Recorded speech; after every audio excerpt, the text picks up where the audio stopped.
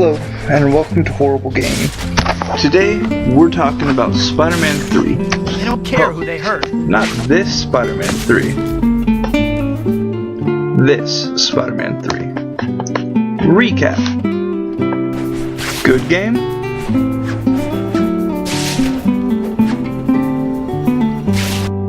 Bad game. May of 2007, Spider-Man 3 was released, and as soon as I found out that it was on Game Boy, I had to have it. So, I saved up my money. For, like, 3 months. And what did I get? This flaming POS that looked nothing like the PS3 version. I guess I should have known, but too late now. So why is this game so bad? Well, you have two moves to fight with. Your webs and your fists, and that's it. The controls are sticky, and you just climb buildings the whole game, 4x4. I mean, if you have a challenge, all you really have to do is punch it. The enemies are super easy because all you have is one button. You just punch, punch, punch, punch. I mean, there's a button that you hold and you can do kicks, but really, it's not all that much different from just punching them. I mean, to activate the question marks, the hints, you gotta hit them. In order to activate any switches, you have to hit them. There's a bomb in the game that you have to hit to activate. The controls are insanely simple. The rooms aren't very complicated, and the enemies are super easy to defeat, even on hard mode. There's no real challenge to this game, other than the fact that you might find yourself doing a time limit quest a couple of times before you actually get it. This game would, if I had to rate it, I'd give it probably a 2.3. And the reason that's such a high score for such a bad game is because at least they tried, even though the storyline isn't even close to being the same. I mean, after you defeat the new Goblin, Spider-Man immediately identifies him as Harry Osborn. I mean, come on.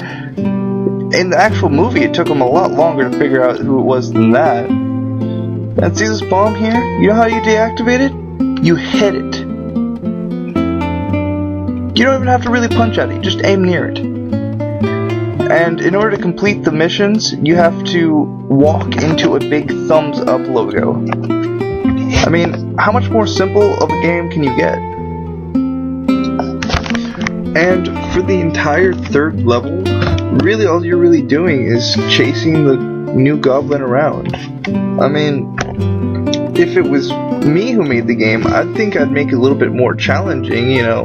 Maybe you have to tag him a couple times or something, you know. And here, for this boss fight, I died actually once or twice before I just realized you don't actually have to try and hit him. All you have to do is just swing into him.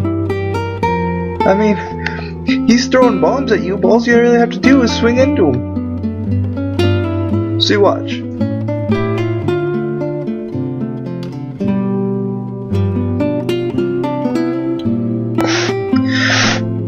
Activision, what has become of you? So as soon as I realized all you had to do was swing next to him, really it became a really easy battle. I mean, the bosses in this game aren't really difficult. I mean, nothing's really a challenge. I mean, the best part of this game is that, well, you're Spider-Man. I mean, who didn't want to be Spider-Man when they were 10 years old? Or, you know, 15. Or 17. Or 18 in my case. Whatever.